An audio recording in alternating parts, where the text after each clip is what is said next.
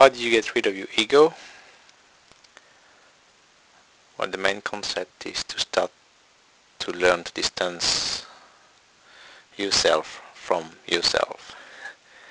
Make the separation between the true you and the ego built outside facade image. So it's exactly to learn to be watchful, as some people put it. And of course meditation helps with that. It's when you start to quiet the mind that you start to bother taking the time to see, analyze and reflect. And ultimately you don't need to analyze and reflect, but just observe. And then you start to see what's happening for real. But it's really like taking a distance from that ego, being able to detach and observe yourself just like a stranger. Most of the time, again, people are very easy to criticize and notice things in others. And most of the time, what upsets them most is what they have within themselves, but that they cannot admit and address. So, in that way, it's just applying what most people do to others, to yourself. And just start to take the distance and the time mainly to focus on observing your action, your reaction, and just start to wonder why you are doing what you're doing, why you act the way you do, where does it come from. Starting to put the distance, which start to open the opportunity to see the steps in the process in between, from what one feels until what one does, which is not like a straight Pavlovian system of chain of events, but there are quite a few extra steps in between, and when one starts to take the time, hence the work on quieting the mind, then one starts to observe what's happening for real at the experiential level of that chain of events. And one starts to realize, oh, this is me, oh, but that's not really me.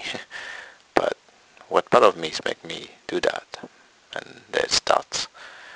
Then one starts to see what part of oneself is actually under outside controlled, all the conditioning, all the build-up for the outside, for the image, for the facade.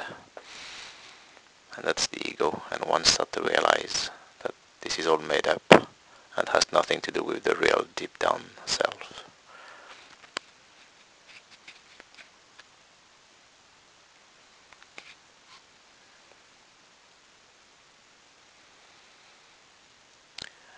How do you know the difference between truly accepting something and your mind pretending to accept something? Well, that one is pretty simple in the sense of objective observation.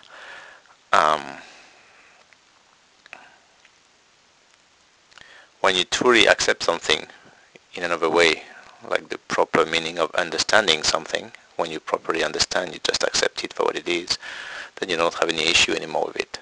Then, things are fine for what they are.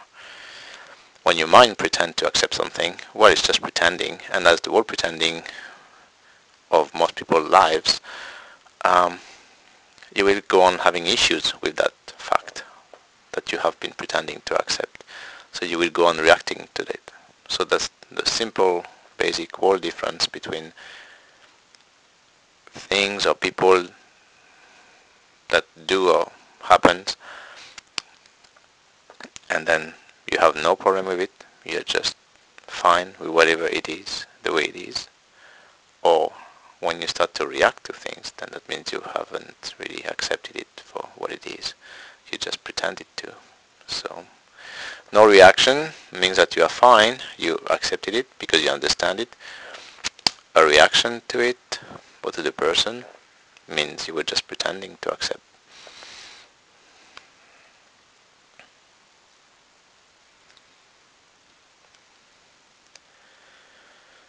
Who am I? Good question. Well, it's again the whole concept. It's one, of course, of the deepest questions, which supposedly people shouldn't ask, because you will figure after you have practiced the right thing for long enough. But the problem is again the duality and the concept, or two concepts. So there is the who you think you are and who you truly are. So who you think you are is relating to the first question, is what you have been formatted to be, what you have been conditioned to be, to believe that you are, which is all made up, all basically the matter of your body is actually exactly that. It's a result of the past karma that took form into a body. And this is all made up. This is kind of the factory of karma. So it's all under the influence, it's all conditioned, it's all the Pavlovian way. So it's all about the outside, the form, the image. But that's what you think you are, and that's exactly what goes under the personality, right? When people talk about personality, as we know now, mostly in the spiritual world, from the root of the word, which comes from Latin persona, which means the mask, the facade, the image. So again, all this is what you think you are. And you have been convinced to believe that, so you stick to it so hard, as much as you can see that it doesn't work and it makes you sad or feeling depressed or whatever. But you keep sticking to it because you have been so convinced that this is what you are. All that shell, all that appearance, image, all that matter that just keeps reacting to anything that's happening around without a real control of it, without a real awareness. So that's what you think you are. And then there is what you truly are, which is basically what you are, the core, deep down under all those layers of accumulated conditioning and influence and dysfunctions. And who you truly are, of course, you will just basically find that answer after the right practice, which is the most simple, again, for meditation. Drop all those layers, simplify, simplify, simplify, go to the core, basically not asking, not wondering.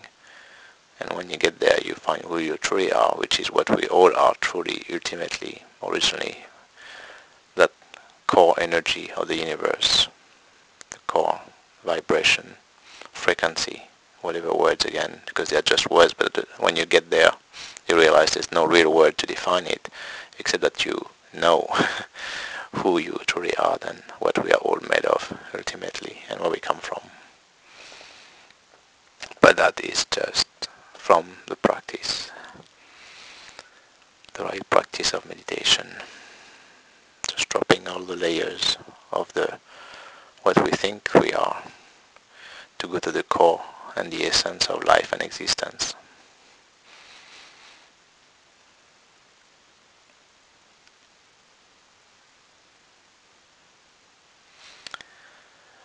What do you mean by becoming the witness?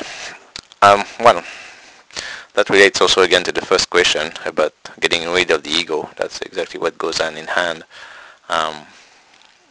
Becoming the witness is exactly that process of managing to detach from oneself. And just as everybody does that every day, all the time, to witness what's around them, to check on and judge other people, what they do and stuff, well, one has to learn to do that to oneself, but without putting any judgment. So in the true sense of a wise witness attitude, in the sense of spirituality and meditation, you just have to become a very neutral witness. So you just have to really observe and being very conscious of what's happening. That again is back to the first question. You have to learn to take the time to relax, to slow down the mind, quiet the mind, to just take the time to just observe as much in detail as possible every step of every action, every reaction, but also by being neutral about it, objective. Again, that's the sense of objectivity, which is a big one too. Self-objectivity in that sense. Then you will realize what you are, then you will realize where the ego comes from and who you truly are. But that takes just that simple pure detachment from the self, from being caught up with your own stuff and mind, and just take the distance and witness as really seeing what is happening for what it is.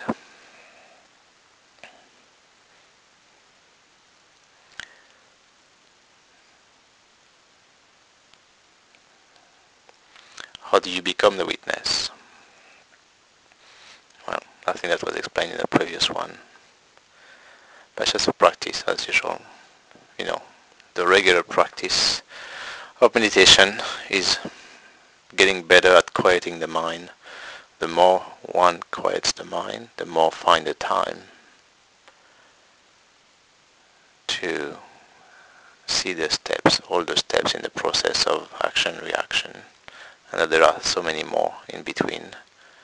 Then you start to take the real distance, and by that you start to develop compassion towards yourself, in a sense of realizing how you have been a good Pavlovian dog, well-oiled machine, robotized to just react.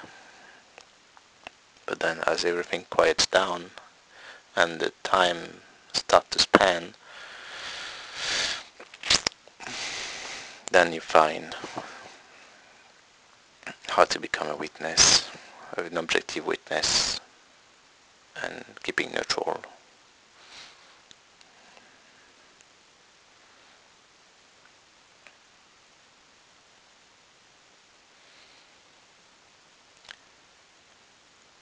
How do you move from fear to love? Same process again, meditation, taking more and more time, seeing more and more the reality as it is. One starts to go deeper in the core of its own being, in a way that one starts to make more and more sense of its own being, meaning more and more sense of life itself. And then one realizes that our biggest fear originally is the fear of death, all based on that there is an end. But when you start to go deeper and deeper in realizing the core of the being, the meaning of existence, and where we come from and where we are going, then the fear disappears, because there's a grander scheme of things that suddenly shows up, and that you are part of. And suddenly when the scale changes, then you're not just all wrapped up around the ego and the me, and all about me, and oh my God, I'm itching, and oh, I'm gonna die. But then you realize that there are things that are operating at a grander scale, and you're actually part of it. And then when you realize that you actually also can become part of it and help it to evolve that way, then that's when you start to move towards love, because there's no fear anymore. It's just a different scale of things. So from the most ego-centered, around your navel, me, all about me, to wow, this is life, this is existence, this is the universe. Then the fear drops by itself, and it turns into love, compassion.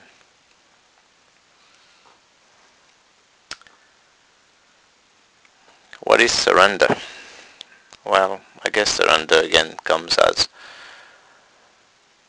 a consequence of what I just explained. When one starts to drop the fear and move into love, that you see that there's no point to try to fight things the way they are, fight the life, or be scared for whatever it is. That's exactly what the surrender is about. And one starts to surrender. It's basically stop the fight, stop fighting against life. Again, as I wrote once, when people say they fight for life, they actually fight against life. So one day, when you start to understand what life is about, having moved to another scale, another scheme of things, then surrender becomes natural, because you understand what life is about, what we are about. And then, of course, it just makes sense to surrender to it. And how do you surrender? Well, again, I kind of just explained it a bit, but it's all interconnected. So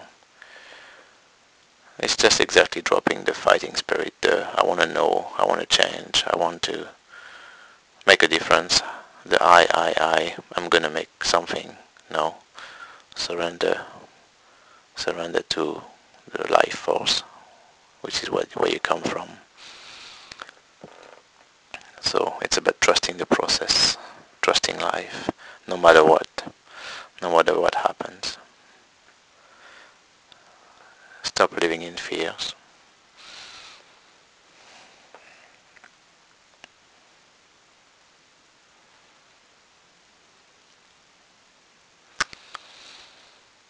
What do you mean by let be and let go? Again, all connected, all related. That's exactly the surrendering there too. It's just different ways, different words. But that's what it is. When you don't try to affect anything anymore. Why you don't try too hard to make a change. The change you want to see, yes, but don't try too hard. Don't think that you can make everything different, or don't try to fight anymore. Just let things be for what they are. Let go. Let go. Don't hold grudge. Don't hang on to things or people or what you think is valuable. Just let go. Drop everything. Just observe. Just be a witness. Just observe. A neutral one. I guess the let go and let be also relate to the neutral part, which is the hardest for people. No more judgment. No more, I want to affect that. No, just let it be.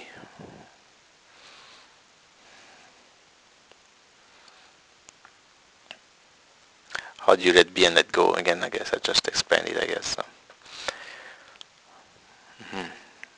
It's to manage to take control of the mind. And for all that, basically all those processes, what of course makes meditation the real solution, the real deal for everything, is because for that one has to quiet the mind. Only when you have a quieter mind that spans the notion of time, then you are able to start to see all the micro steps in between everything that's happening.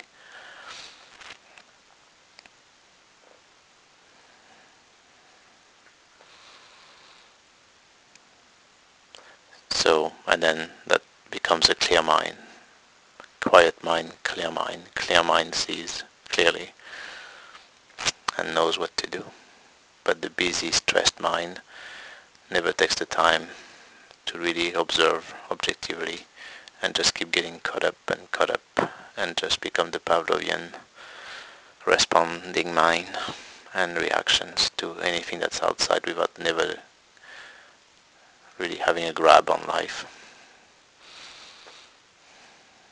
It's just the spin, the stressful spin of overdrive without never being able to catch up. So it's all back to the same. One has to start to make the time, to take the time, and then everything quiets down, and then one start to see things as they really are in more details, with clarity. Then one becomes a real witness, an objective, neutral observer. Fear goes away, love strikes in. Then one just surrender to that and let things be and let go.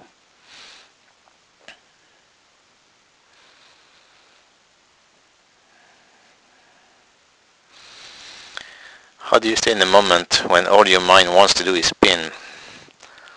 Well, it's just practice. It's like anything actually. That's funny again how people become adults, well, supposedly adults, and actually they think they understand some stuff, but forget to realize how they knew actually when they were younger, how they had still that ability to analyze things.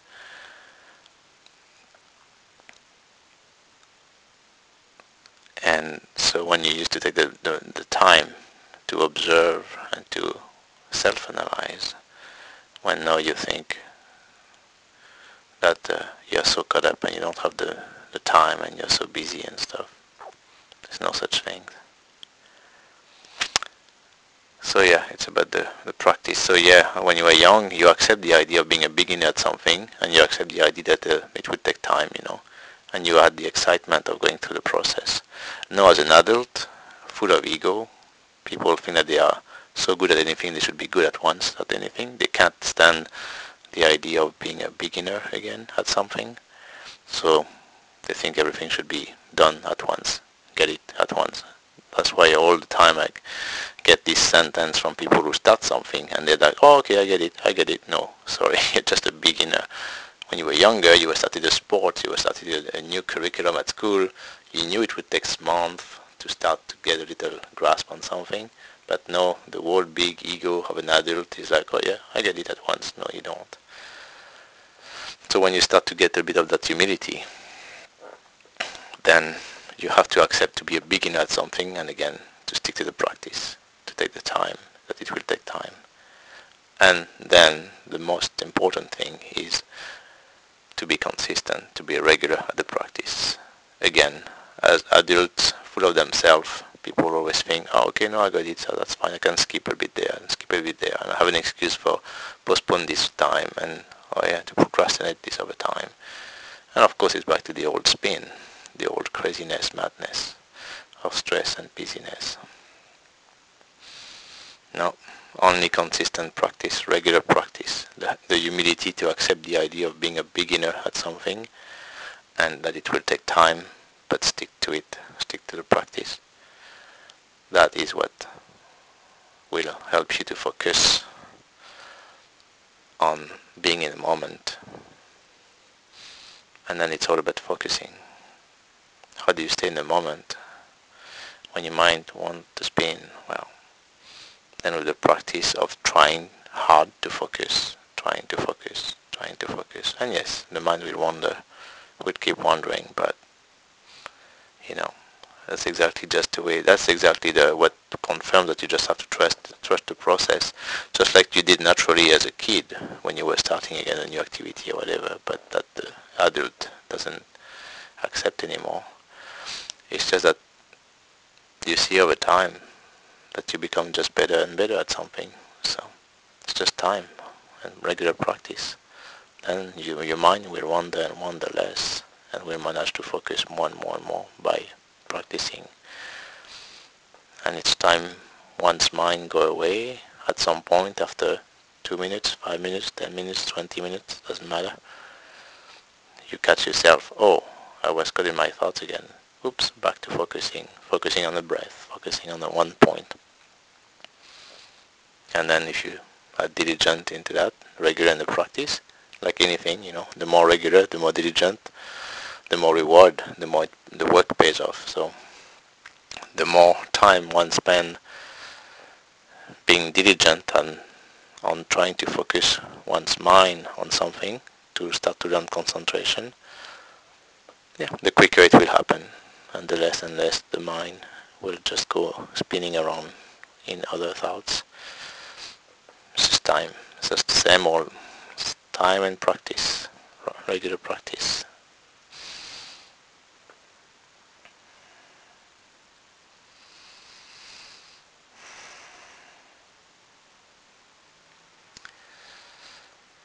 What is compassion? Well, Osho puts it pretty good too, as love plus deep meditation creates compassion. And I guess I mentioned the word a bit earlier in one of the answers.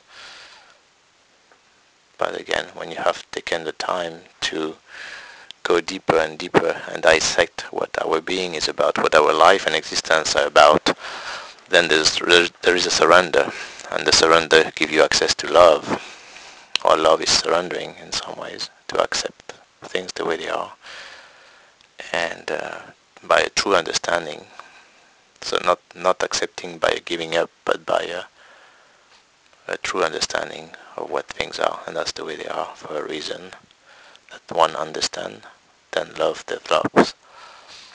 And then again, as you go deeper in the core of things, the core of yourself, the core of existence, and understanding on a greater scheme of things, again another scale, where we come from, where we are going, then compassion again strikes in, because it's basically a true understanding which raises acceptance anyway of what is for what it is. But that's the thing, it's from a true understanding, so not to be mixed with being over empathetic. Other empathetic is people who haven't dealt with the issues, haven't figured what life is about, and still have a hard time to deal with life and their feelings. Thus they are still in reaction mode, and then they completely overreact basically to what other people are going through. And that's not compassion. That's a big difference right there. You can only become compassionate again when you have made the work for yourself first and reach the point of truly understanding what life is about and what the human condition is about, where we come from, where we are going, what this whole thing is about. Then you become compassionate, because then it's like sending that true love vibration towards the others, just to help raise it in the others. So yeah, for that you have to become aware of love and true love, and then you meditate even more deeper, so then that you basically send back that, then you become just a beacon that radiates that towards the outside. That's compassion. Compassion has nothing to do with something really, really concrete, like some people like to be proud of, which is again very ego-based. Compassion is that true vibration of love that get radiated back into the world.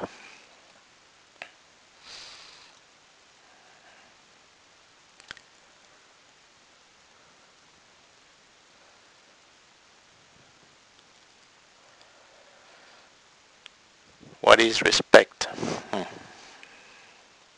Not sure about that one. Would have to ask this typical question of what's your definition of respect? Like which way, in which respect?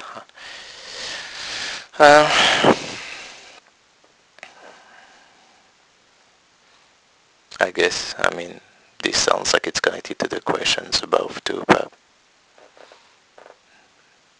respect can only come from understanding, so I guess I kind of try to explain more the understanding. Then when one has understanding, one has respect. But that's true understanding. And there is that notion of respecting things, beings, or people for what they are truly.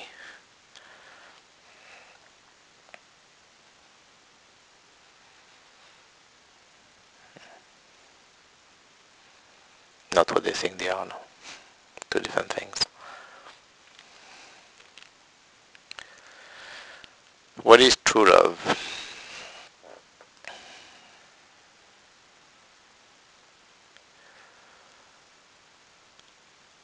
Well, I guess in that sense, since we talked about moving from fear to love earlier, I kind of gave a definition of what love is, but and love, that true notion of love can only comes from practice of meditation again, and finding, understanding the meaning of life and what all the beings are about. And in that sense, we call it true love versus the regular love, that as much as of course people will be in denial and always say, no, I'm not talking about the same thing. If I love my dad or my friend or whatever, and I love my car, my coat, or my house, but it's actually the same, unfortunately. When people talk about love, most of the time it's exactly the same, and it's love, which is basically, it's all ego-based. It's all about feeling good about yourself, like the false idea of self-esteem. So it's all self-centered, actually, that notion of love. I love this, I love that, because it suits my need, my expectation, because it suits me and what I expect of life. But then true love again, is the detachment of all that. It's learning to be detached.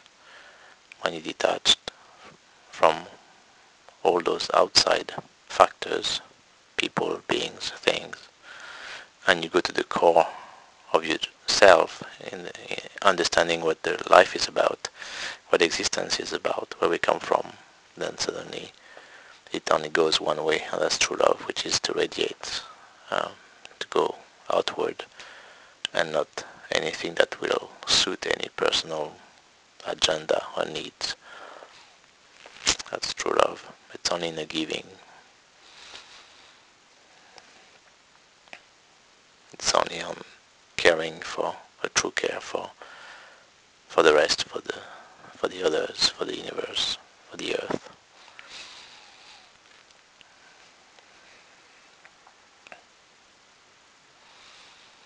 So there's no personal agenda. There's nothing self-centered in it. No ownership, no me, my, mine at all anymore. This is dissolved. Then that pure energy, our core energy, vibration, can express freely outward. That's true love.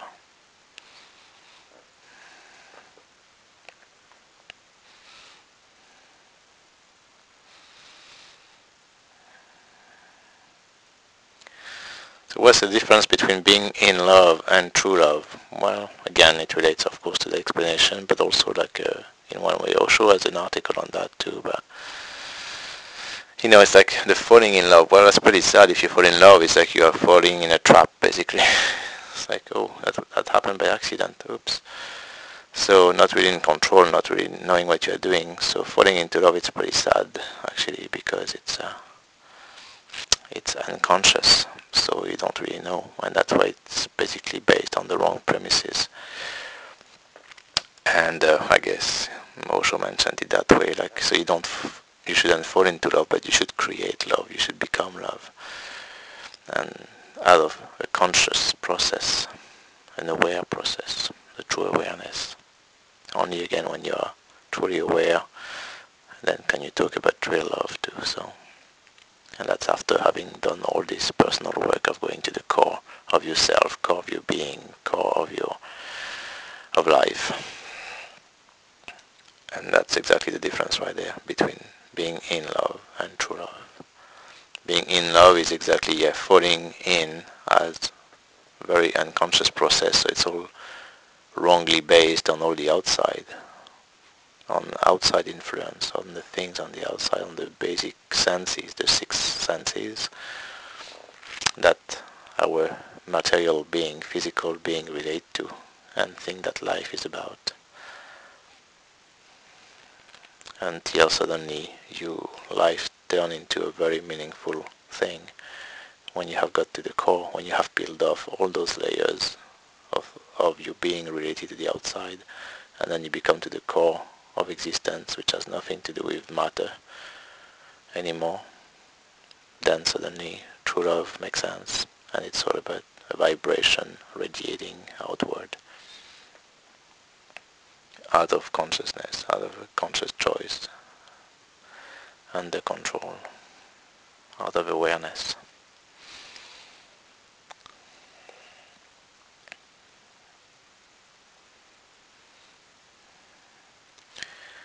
How can being self-sufficient make you happier? Surely it isolates you.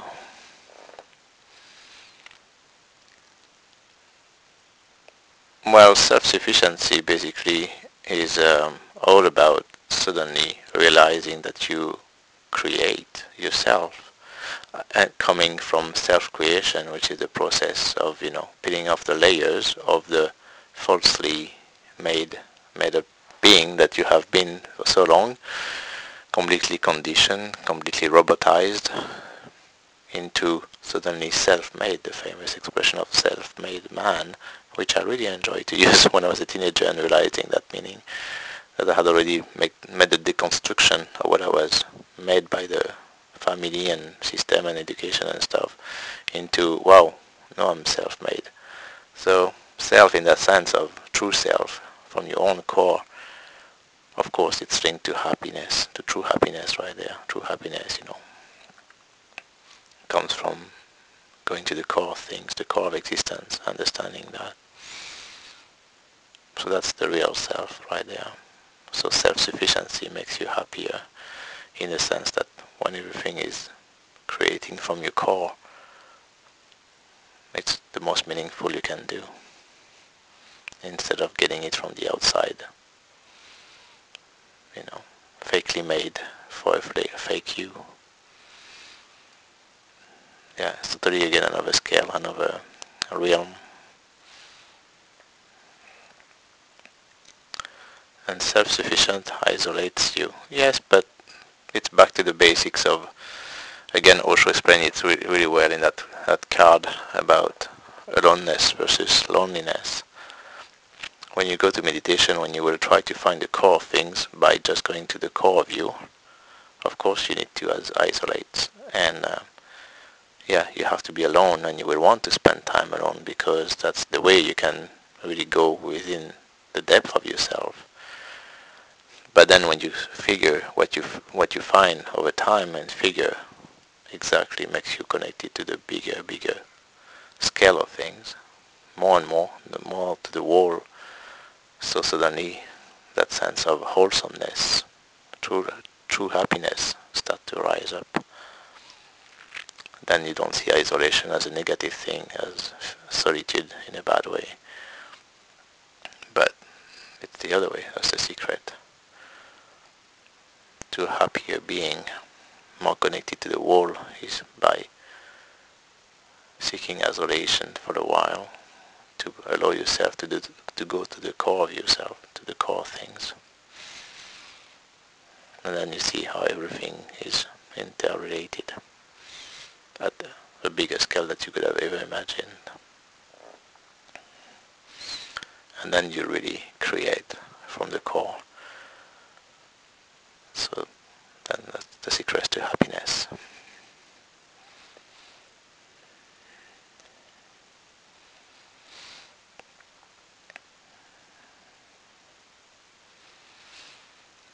Why isn't monogamy an expression of true love?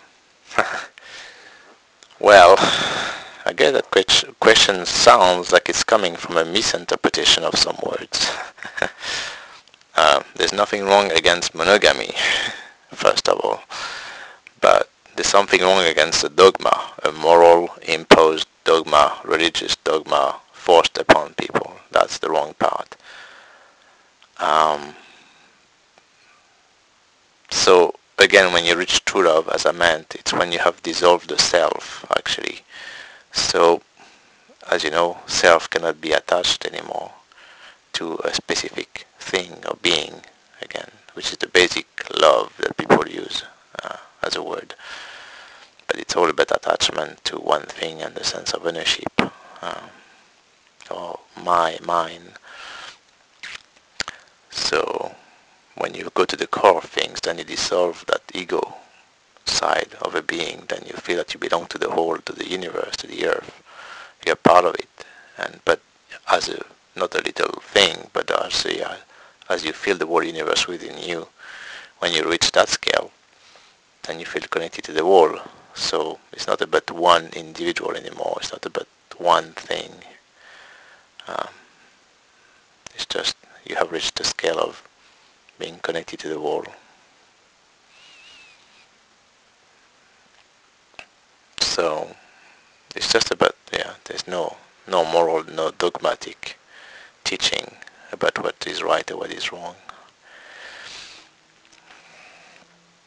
But then if you're talking more in a logistic level, practical level of still our physical beings and sharing time and space with others, there's nothing wrong again with spending most of it with one person that one relates to, connects to at that level of true love. It's all good. But those two beings at that level knows that they're also why they are at that level, and they can share such a deep, meaningful connection is because they also are connected to the whole, to the universe, to the earth. So there's no sense of ownership. There's no sense of you are mine. Just like the poster from Osho today, like the I and thou get dissolved.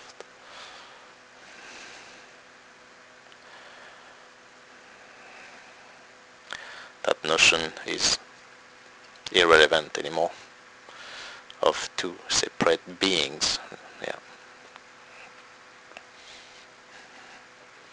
But monogamy itself, as the word, of course, sounds very dogmatic. So, and it comes from that, from a dogma, from a forced moral notion, religious, made up for the sake of controlling. It's all based on controlling people, trying to control each other. It's all the same. But there's nothing wrong to connect really to someone very, very closely as two beings aware of true love.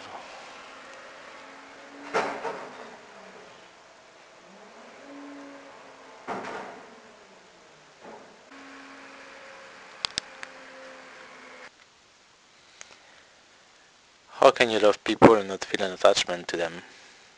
Well, again, it goes back to that basic notion of what is true love versus the regular notion of love that people have. And again, Osho explains it pretty well in that card called The Dream,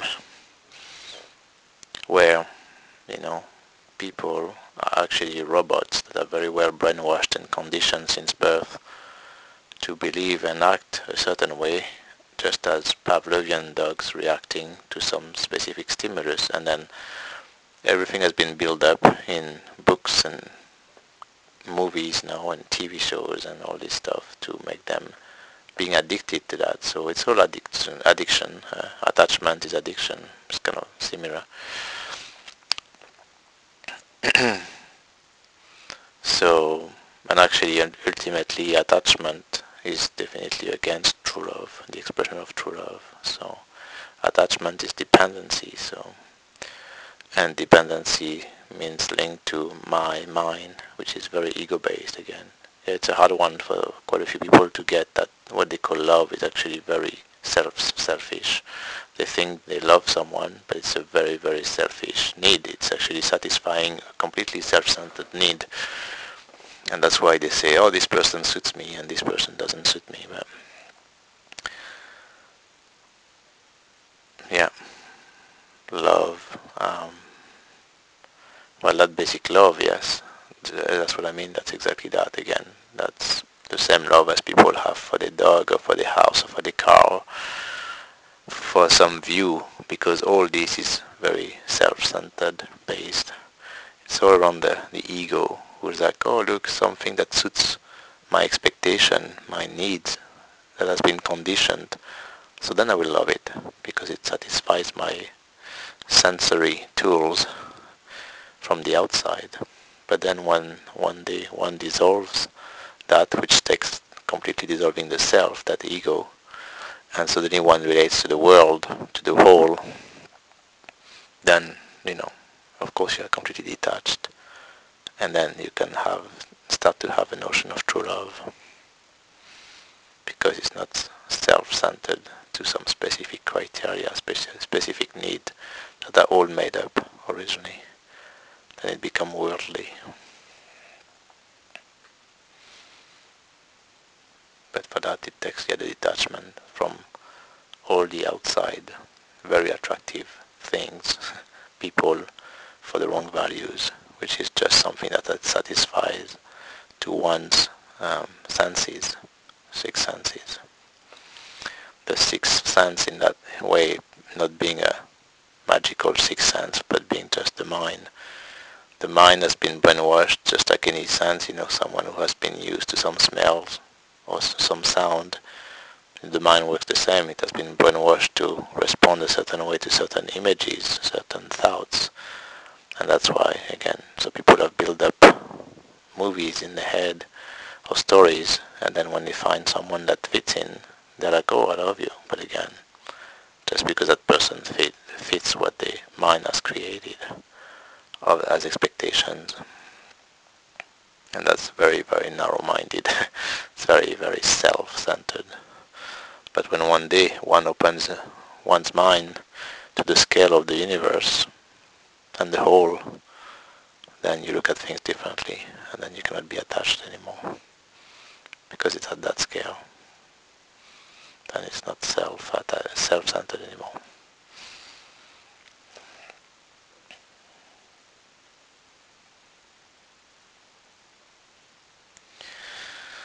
Doesn't detachment make you cold?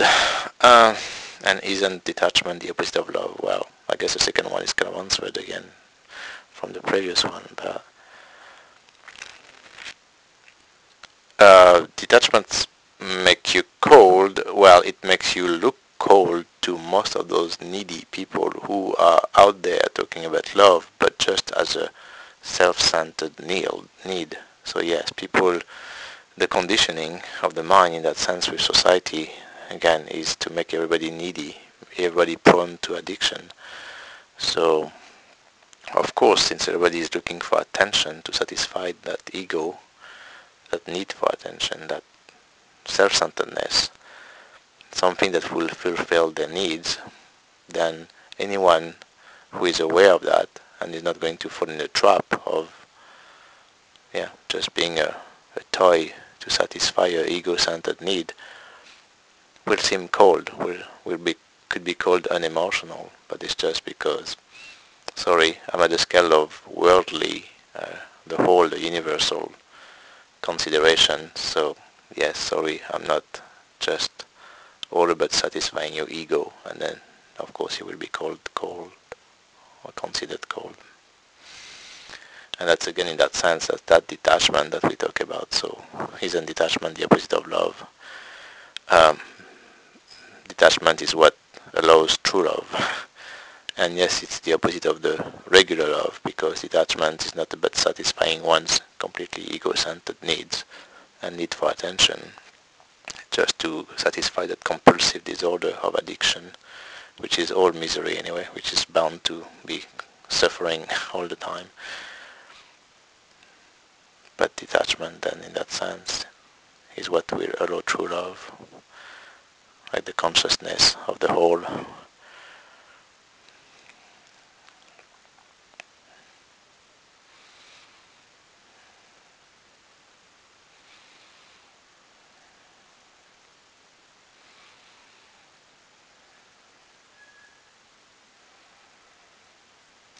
If your personality changes as you become more detached, won't you lose all of your connections, friends? Hopefully not all of them, but again you will keep the one that are worthy, the one who actually somewhat are connected to you for the right reason, for who you truly are. And when you talk about personality changes, yes, hopefully, because as we know, personality is all the fakely made persona, outside facade image. When that start to drop off, then it's revealing the true you. And again, so the people who will stay are the one who actually had the worthy connection to the true you, and not the facade and the image that you were portraying and playing all this game of fake people and fake images relating to each other for the wrong reason and keeping themselves addicted to each other. And does it matter ultimately? Of course, losing supposedly, like in a bad way, connections, friends, when you start to feel that you're connected to the whole anyway, to all of the earth, to all of the deeper beings of the earth and life and the universe. Again, it's moving from one ego-based scale to the scale of the whole. So, well, you can choose what you think is more worth it, but it's basically like, you feel that life should be dependent on one's ego, one individual, or does it sound more meaningful to be connected to the whole, to all the beings, and all of the earth, and all life?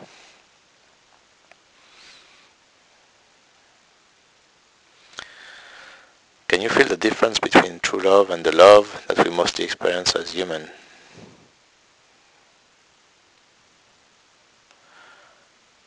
Is the question? I wonder if the question means like you feel it, like if it's the emphasis on the word feel.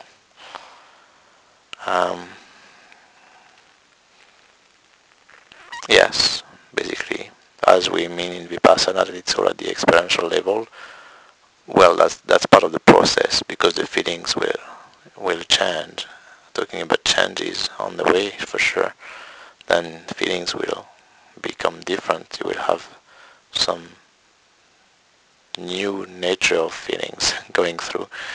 And then that's exactly what helps you and motivates you to go further, because first you felt that you were so in love or loved someone and knew what love was about because you felt so attached, so like, oh yeah, my guts got connected to that person or that, oh yeah, it takes you in the guts.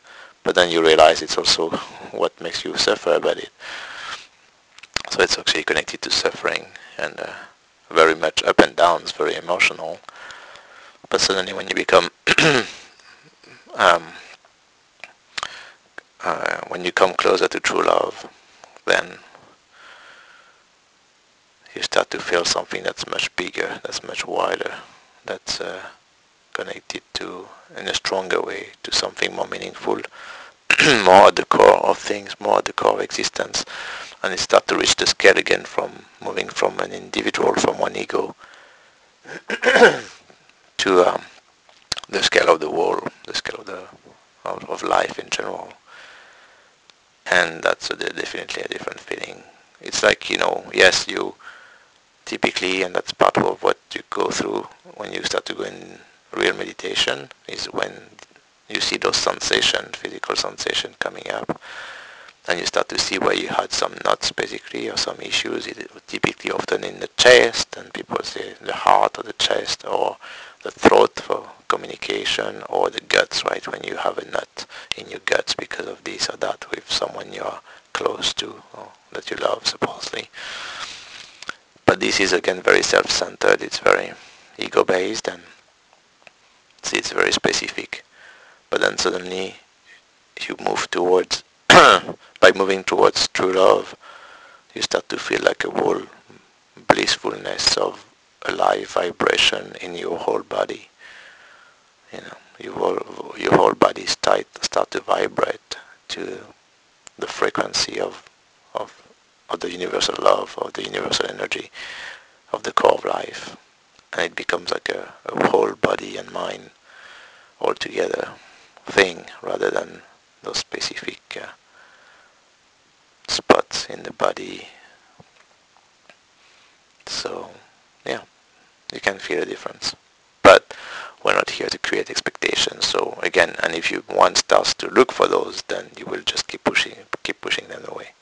Only the real work, the proper work, which is about detachment, which is about keeping neutral, about witnessing, will get you there. If you start to look for a goal, look for something, you are definitely on the wrong track, and you will just keep delaying and postponing it until you know how to surrender and not to look for something specific from your own expectations, very self-centered, ego-centered expectations, but from opening up to the world, to the whole. Then yes, there's another world of sensations, of feelings coming up. And that's exactly the proof right there.